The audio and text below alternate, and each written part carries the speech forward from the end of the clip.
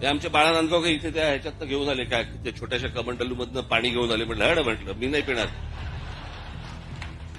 सभी हमारे महाकुंभ के बारे में वो पूछने की हिम्मत जिस तरीके से किया जाता है, तो बाद में ये जो बकरी ईद और ये सब जो अभी रोजा और इसका वक्त जो किया जाता है रमजान के वक्त में, उधर भी प्रश्न पूछने की हिम्मत दिखानी चाहिए. पर इस प्रकार का बयान क्या हमारे संतों का, साधुओं का, उस 57 करोड़ श्रद्धालुओं का जिन्होंने डुबकी लगाई है, क्या उनका अवमान नहीं है? महाराष्ट्र से बड़ी खबर है। मनसे प्रमुख राज ठाकरे ने एक ऐसा बयान दे दिया है जिससे राज्य का सियासी पारा बढ़ चुका है। सवाल उठ रहे हैं कि क्या महाकुंभ स्नान और गंगा जल की गुणवत्ता पर सवाल उठाकर राज ठाकरे ने हिंदू धर्म, साधु संतों और उन करोड़ों श्रद्धालुओं का अपमान किया है जो महाकुंभ पहुंचे थे। दरअसल मनसे प्रमुख राज ठाकरे ने एक कार्यक्रम में यह कहा कि उनकी पार्टी के नेता महाकुंभ से पवित्र जल लेकर आए थे, लेकिन उन्होंने इसे पीने से इनकार कर दिया।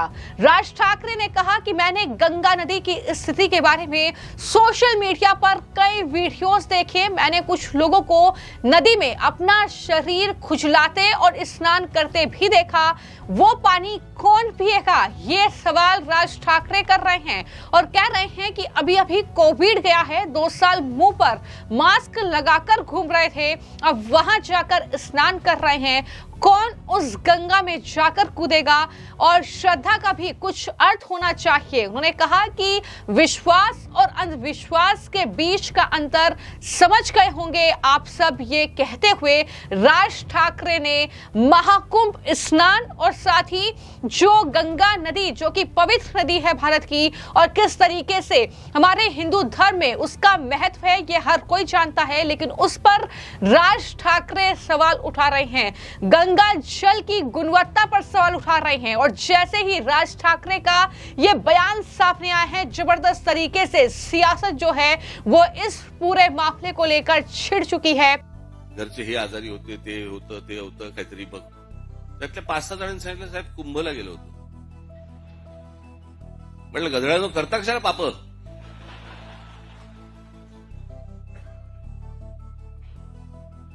बरं मी हेही विचारलं आल्यावरती आंघोळ केलीच ना? ते आमच्या बाळा नांदगावकर इथे त्या ह्याच्यात घेऊन आले काय ते छोट्याशा कमंडलूमधनं पाणी घेऊन आले म्हटलं मी नाही पिणार.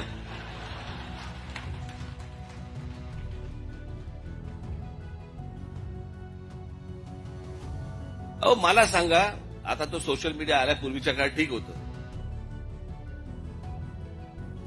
मी त्या सोशल मीडियावरती बघतोय माणसं तिथे आलेल्या बाया बिया हसतायत आणि बाळा नांदगावकर साहेब गंगेचं पाणी कोण पिईल ते पाणी? चला आत्ताच करोना गेलाय, कोणाला त्याच्याशी काही देणं घेणं नाही. 2 वर्ष झाले तोंडाला फडकी बांधून फिरले आणि तिकडे जाऊन आंघोळ करतायत.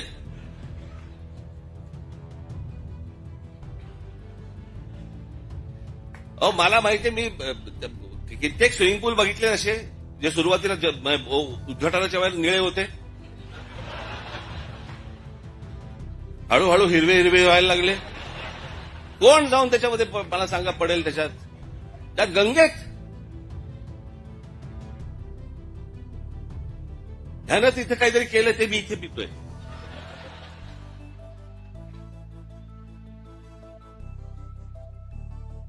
श्रद्धेला पण काय अर्थ आहे की नाही? एक नदी या देशामधली स्वच्छ नाहीये, एक नदी. आणि आम्ही काय नदीला माता. परदेशामध्ये आम्ही अनेकदा जातो त्यावेळेला बघतो तिकडच्या नद्या स्वच्छ नद्या, ते काय तिकडे माता बिता म्हणत नाही, तरी नद्या स्वच्छ. आमच्याकडे सगळं पोल्युशनचं पाणी आतमध्ये, कोणी आंघोळ करतायत, कोणी कपडे धुतायत, काय वाटेल ते चालू आहे. तो नितेश राणे ने इस पर जवाब दिया और वो राज ठाकरे पर भड़क गए। उन्होंने कहा कि हिंदू धर्म का अपमान करने का अधिकार किसी को नहीं है। मैं खुद भी महाकुंभ में गया, तब से लेकर मुझे तो आज तक कुछ नहीं हुआ। राणे ये भी कह रहे हैं कि इसी तरीके का प्रश्न क्या कभी जो है बकरीद के बारे में पूछा गया है। ये सवाल पूछते हुए मैंने उन्हें कभी नहीं देखा। बकरीद के वक्त बहुत सारा खून नदी और पानी में चला जाता है, ये तमाम बातें नीतीश राणा कर रहे हैं, लेकिन उसके बारे में बोलने की हिम्मत किसी की नहीं होती। हिंदू धर्म पर ही आखिर सवाल क्यों पूछा जाता है, ये सवाल नीतीश राणे ने किया है और किस तरीके से राज ठाकरे पर वो जमकर भड़के हैं, जरा सुनिए। पानी के बारे में कि नदी उसमें उसके अंदर कुछ प्यूरिफिकेशन होना चाहिए, उस बारे में उनका मत व्यक्त करना ठीक है, क्योंकि उनको शायद कम मालूमात होगी कि हमारे नरेंद्र मोदी जी ने नमो गंगा के माध्यम से किस तरीके से उसमें शुद्धिकरण किया है। पानी की उनको जो मालूमात है वो अधूरी है, मगर उसके साथ उन्होंने जिस तरीके से महाकुंभ के बारे में जो मत प्रदर्शन किया है, हिंदू धर्म का, हिंदू समाज का जिस तरीके से अपमान किया है, यह अधिकार किसी को होता नहीं है। मैं खुद भी महाकुंभ में जाके आया हूँ, मेरी माँ मेरे साथ में थी। उस दिन से लेके आज तक मुझे कोई तकलीफ में कोई बीमार पड़ा नहीं हूँ। तो अभी वो कौन से 4-5 जनों को मिले होंगे वो उन्हीं को मालूम है। और इसी तरीके का प्रश्न कभी बकरीद के बारे में पूछते हुए देखा नहीं है मैंने। जो बकरीद के वक्त भी बहुत सारा खून अपना नदी और पानी में चला जाता है, उसके बारे में कोई भी बोलने की हिम्मत क्यों नहीं करता। सारा का सारा प्रश्न हमारे हिंदू धर्म के बारे में क्यों पूछा जाता है।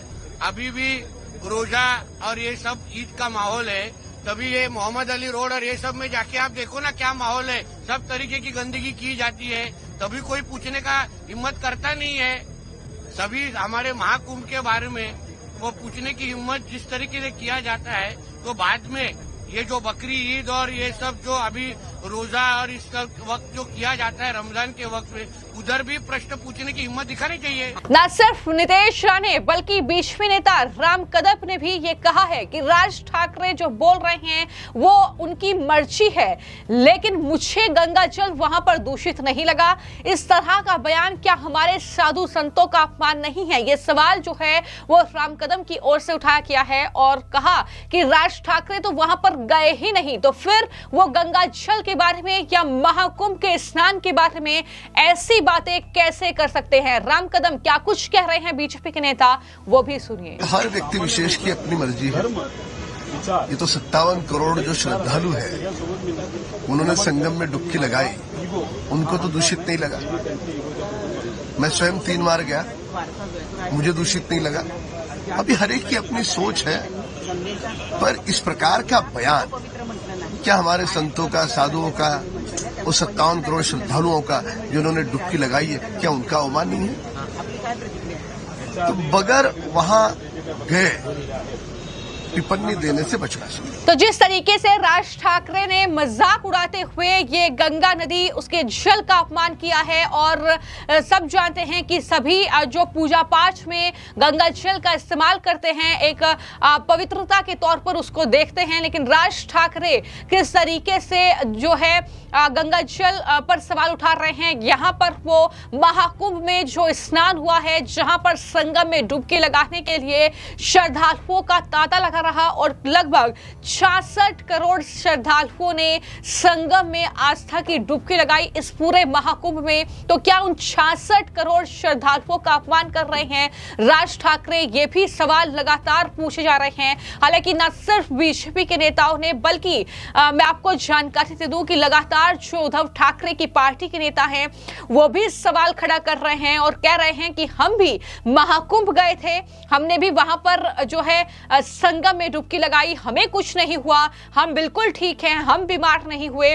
तो लेकिन जिस तरीके से हमने बार बार हर मंच पे देखा है कि राज ठाकरे जो है वो बीजेपी के साथ नजर आते हैं, जिस तरीके से देवेंद्र फडणवीस के साथ नजर आते हैं, अब उसको लेकर जवाब जो है उद्धव ठाकरे की पार्टी की नेता प्रियंका चतुर्वेदी जो है जवाब मांग रही है। और क्या कुछ उन्होंने इस पूरे मामले को लेकर कहा है, जरा वो भी सुनिए। देखिए, मैं खुद वहाँ पर नहा कर आई हूँ, तो मैं इस पे टिप्पणी नहीं करना चाहूंगी, पर मैं ये जरूर उम्मीद करती हूँ कि भारतीय जनता पार्टी के सारे कैबिनेट मिनिस्टर्स देश के प्रधानमंत्री, देश के गृह मंत्री, उत्तर प्रदेश के मुख्यमंत्री, महाराष्ट्र के मुख्यमंत्री इस पे जवाब जरूर देंगे, क्योंकि अगर किसी की मित्रता है राज ठाकरे जी के साथ, वो भारतीय जनता पार्टी की है। तो भारतीय जनता पार्टी इस पे बात करे और हम देश को अवगत कराए कि जो राज ठाकरे जी कह रहे हैं वो सही है या गलत है। तो जिस तरीके से हाल में ही प्रयागराज में महाकुंभ का समापन हुआ है, आस्था का ये जन सैलाब वहां पर उमड़ा, वहां पर जो है साधु संत पहुंचे, किस तरीके से तमाम अखाड़े वहां पर पहुंचे, जो है स्नान वहां पर हुआ, तो ये तमाम जो कार्यक्रम थे वो वहां पर हुए। सनातन की एक अलग झलक वहां पर देखने को मिली, जिस तरीके से ये पूरा जन सैलाब ये वहां पर उमड़ा, जिस तरीके से श्रद्धालुओं के पैर नहीं थके पैदल चलते हुए भी संगम तक पहुंचने में, वो बस एक डुबकी लगाना चाहते थे और ये पुण्य कमाना चाहते थे। लेकिन इसको लेकर राज ठाकरे जो महाकुंभ तो गए ही नहीं, उन्होंने वहां की तस्वीर तो अपनी आंखों से देखी ही नहीं, और उसके बाद इस तरीके से वो वहां पर महाकुंभ स्नान का मजाक उड़ा रहे हैं, वहां पर वो जो है गंगा के जल पर सवाल उठा रहे हैं। हालांकि यहां पर बीजेपी के नेता ये भी कह रहे हैं कि किस तरीके से 2014 के बाद हमने जो स्वच्छ जल की बात की थी, जो गंगा जल की बात की थी, उस दिशा में लगातार प्रधानमंत्री काम कर रहे हैं। लगातार जो है साफ सफाई का जो कार्यक्रम है वो चल रहा है। उसके बावजूद जिनके समर्थक उन्हें हिंदू हृदय सम्राट कहते हैं और वही जो है इस तरीके का सवाल उठा रहे हैं, वही हिंदू धर्म का अपमान कर रहे हैं, वही आस्था के इस महाकुंभ पर सवाल उठा रहे हैं, इस पवित्र गंगा जल का अपमान कर रहे हैं। तो इस तरीके से राज ठाकरे अब बुरी तरीके से इस पूरे मामले में फंसते हुए फिलहाल नजर आ रहे हैं। लोग कह रहे हैं कि आप इसीलिए शून्य पर अटके हुए हैं, इसीलिए जनता ने आपको खदेड़ रखा है, जनता आपको जो है वोट नहीं दे रही है, क्योंकि आपके जो बयान हैं वो कहीं ना कहीं जनता को परेशान कर रहे हैं, जनता को तकलीफ दे रहे हैं। जिस तरीके से आप इस तरीके के ये उल्टे बयान जो है दे रहे हैं और इस तरीके से मजाक उड़ाते हुए महाकुंभ का अब अपमान कर रहे हैं। फिलहाल आपकी इस खबर को लेकर क्या राय है, हमें कमेंट बॉक्स में जरूर लिखें। धन्यवाद।